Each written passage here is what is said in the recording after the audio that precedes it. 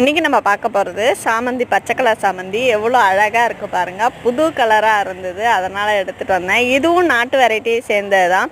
இது ஆந்திரா சைடெலாம் நல்லா ஹைட்டாக இருக்கும். இது உங்களுக்கு படர்ந்து வளராது, ஹைட்டாக தான் போகும்.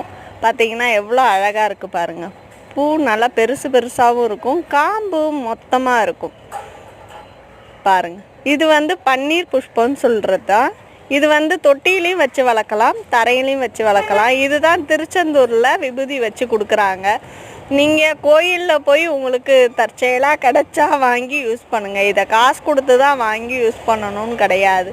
அப்படி ஒன்றும் கடவுள் நம்மளை செய்ய சொல்லலை. நம்மளுக்கு தானாக கிடச்சிது அப்படின்னிங்கன்னா கண்டிப்பாக வாங்குங்க, வாங்கி யூஸ் பண்ணுங்கள். இது மெடிசினல் தான். உங்களுக்கு கிடச்சினாக்கா அவ்வளோ பெரிய புண்ணியம் நம்ம பண்ணியிருக்கோன்றது இது மூலயமா தெரியும். பிடிச்சிருந்தா லைக் பண்ணுங்கள், ஷேர் பண்ணுங்கள்.